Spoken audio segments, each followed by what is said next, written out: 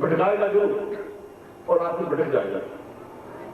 कुछ भी कहेंगे आप, एक जगह दूसरी जगह भटकेंगे, 30 जगह भटकेंगे, 4 जगह भटकेंगे, क्योंकि कुदरत आपको बराबर जगह भटकाएगा।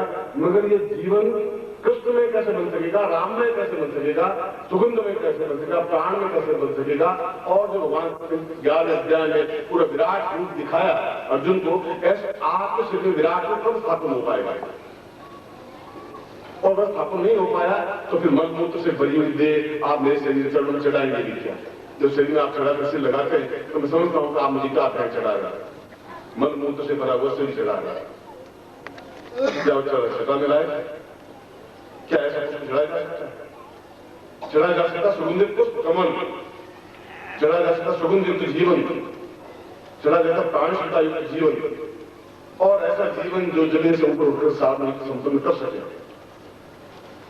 उसके लिए उस गुरु को ही जो इतना ज्ञानवान है उसको ही पूरे शरीर में समाहित कर दे। जब वो समाहित हो जाएगा तो अपने आप में सुगंधित बन जाएगा, फिर दूसरी कुछ की आवश्यकता है नहीं, दूसरी मंत्र की आवश्यकता नहीं। हम कौन कौन से मंत्र जाप करेंगे? लाखों मंत्र हैं। जगदम्बा के मंत्र अलग है, भैरव के मंत्र अलग है, हनुमान जी के मंत्र अलग है, कात्यायनी के मंत्र अलग है, भैरवी के मंत्र अलग है। कितने मंत्र जाप करेंगे? जीवन तो छोटा सा है। और ब्रह्मा ने कहा कि वह व्यक्ति इस बात को समझ नहीं पाएगा। तो मैं कह रहा हूं कि ब्रह्मा ने कहा, आपने समय में कहा, मेरे शिष्य इस बात को समझ सकते हैं, इस बात को समझ सकते हैं कि हम ऐसा घिसा पिटा जीवन जीना ही नहीं है। चाहे आज मुक्त हो जाए तो आज मरने के लिए तैयार है, या फिर उच्च कोटि का जीवन जीने के लिए तैयार है। दोनों में से एक ही जीवन होना चाहिए, ऐसा घिसा पिटा जीवन होना चाहिए। हजारों की भीड़ में आप भी खड़े हो तब फिर बेकार है, मेरा गुरु बनना भी बेकार है। हजारों जीवन आप अकेले ही ऊपर दहाड़ पूरे 7 फुट ऊंची दिखाई दे, आपका वक्षस्थल, आपका चेहरा, आपकी तेजस्विता, आपकी एकदम पहली आंखें और तेजस्विता आंखें दिखाई दे। लोग एहसास करें, मुड़ करके आपको देखें तो मैं गर्व से सीना और 10 गुना हो जाएगा कि मेरा शिष्य है और अपने आप में शेर की तरह, व्याघ्र की तरह है और मेरी मत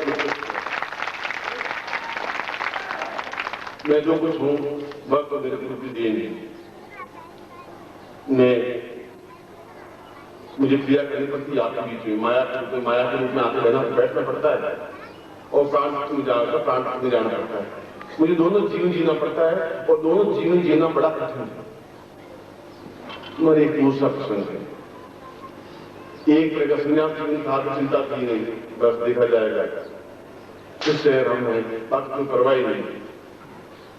अब गृहस्थ जीवन भी जीना है और सिद्धार्थ जीवन है। दोनों जीवन को सामूहिकता लाने में कितना अंदर पूरा विलोड़न होता होगा आप शायद कल्पना नहीं कर सकते। मगर ब्रह्मा ने कहा कि ये शिष्य नहीं समझ पाएंगे, लोग समझ नहीं पाएंगे, उनको ज्ञान देना ही नहीं है। और मैं कह रहा हूं फिर वो ज्ञान नाम का भी क्या, जो कंदराओं में बैठे हैं साधु सन्यासी मंत्र जाप कर रहे हैं, बेकार कुछ और घटिया हैं जो कंदराओं में चुप करके बैठे हैं। बीच में आकर के ज्ञान देना चाहिए, उनका धर्म है, उनका कर्तव्य है। ऐसा कंदराओं चुप के बैठे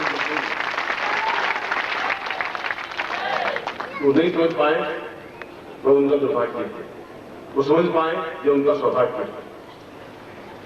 इसीलिए ब्रह्मा ने कहा कि हम उन मंत्रों के माध्यम से, चेतना के माध्यम से अपने शरीर को अत्यंत सुगंध युक्त, तेजस्वीमान सूर्य के समान प्रखर तेजस्वी वाला, हजारों सूर्य के समान तेजस्विता वाला, एक सूर्य नहीं हजारों सूर्य वाला, और सारे शरीर से सुगंध प्रवाहित हो, हम चले और एक मील दूर तक सुगंध प्रवाहित हो, एहसास हो सके परिवार को, समाज को, घर को और हम खुद को।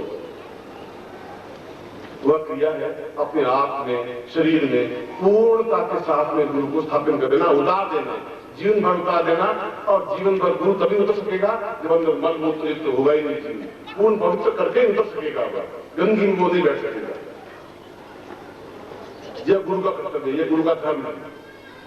ऐसा होने पर ही जीवन में सिद्धि और सफलता प्राप्त होती है। ऐसा होने पर ही उस भूमि से ऊपर उठकर साधना संपन्न होती है। ऐसा होने पर ही अपने आप में सौंदर्य निखरता है। ऐसा होने पर ही पौरुष निखरता है। ऐसा होने पर ही सारे देवी देवता हाथ जोड़ के सामने खड़े रहते हैं। अगर देवी देवता हाथ जोड़ के खड़े रहे कोई गलती नहीं है। हम भी स्वयं, हम ब्रह्मास्मि, मैं स्वयं ब्रह्म हूं, शंकराचार्य ने कहा है, ब्रह्मा ने कहा, मैं स्वयं देवता हूं, मैं देवताओं को प्रणाम करता हूं। इसका मतलब ये नहीं कि घटिया व्यक्तित्व हूं, ऊंचा व्यक्तित्व नहीं है। उनके समकक्ष से खड़ा रहने वाला व्यक्तित्व हूं। और मैं आपको भी मैं हूं, यह बहुत बड़ी बात नहीं है। आपको वैसा बना दो, यह बड़ी बात है, ऐसा ही बना सकता हूं।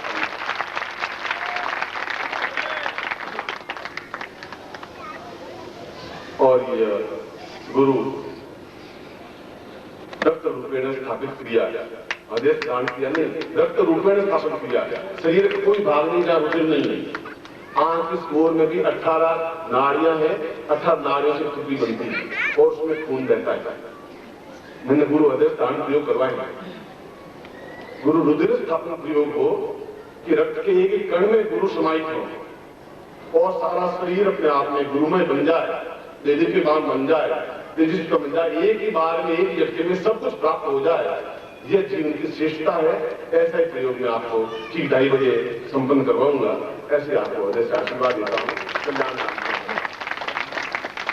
गुरु रुधिर स्थापन प्रयोग किया।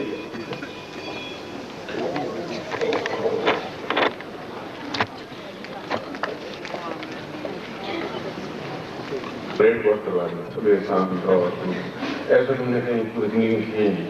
आया गया, फिर आया गया, फिर आया गया, फिर आया गया। मैं भी चाहता हूँ कि थोड़ा स्वार्थी हूँ, मैं चाहता हूँ कुछ प्रयोग हो जाए।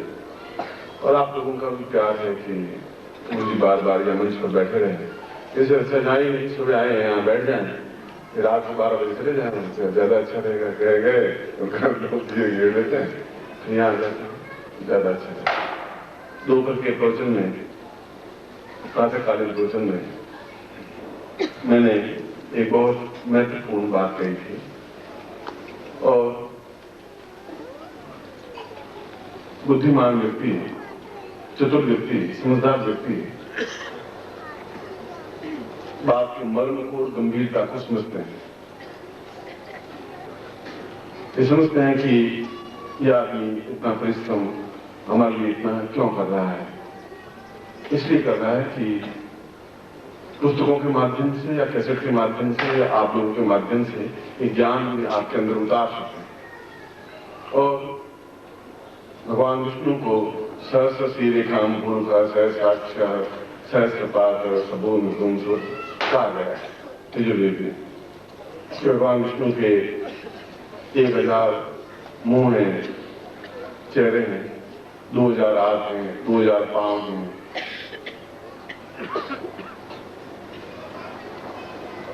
मैं भी केवल 2 पांव वाला नहीं बन सकूं, 2000 पांव वाला बन सकूं, 2000 हाथ वाला बन सकूं।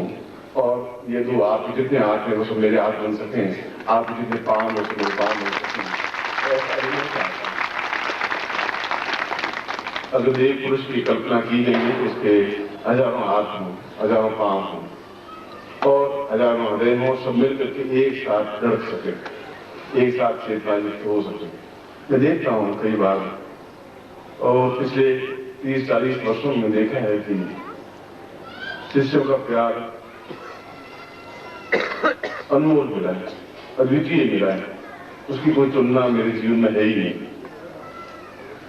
और ऐसा मेरे जिंदगी में अनुभव नहीं आया एक भी कि मैंने किसी शिष्य को काम सौंपा हो, कोई कहा हो और उन्होंने मना कर दिया हो। ऐसा जिंदगी में कभी आया ही नहीं। एक तो व्यक्ति तो होते ही नहीं, घर में अच्छे कमरे होते हैं तो बाथरूम होता ही है, इसमें कोई चिंता की बात नहीं।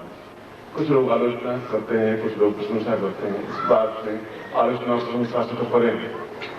मैंने बात कही थी कि आपका ये शरीर, आप इस जीवन में जो भी क्षण मेरे पास हैं, प्रभु ने दिए हैं, गुरुदेव ने दिए हैं, उन क्षणों का यदि आप सही शिष्य, प्रत्येक तो उन साधनों को एकदम से सीख नहीं सकता है, मैं तो प्रयोग करवा रहा हूं, मगर आप फिर एक गुरु रूप में बने भी और बन के आने वाले समय को फिर आप एक जवाब दे सके, उत्तर दे सकें। आने वाले समय में आप यज्ञ पुरुष बन सकें, सलाहकार पुरुष बन सकें, एक महापुरुष बन सकें। तो उन साधनों में सिद्धि सफलता भी एक आवश्यक तत्व होता है। पहले मैं एक योग संपन्न करवाता हूं, उसके बाद में मैं अपना प्रवचन प्रारंभ करता हूं। ये प्रयोग अपने आप में महत्वपूर्ण प्रयोग है और आप सभी शिष्यों के हृदय में और रुधिर में, रुधिर के कण कण में, आप शरीर के किसी भी भाग में छोटा सा चिन्ह चुभाएंगे।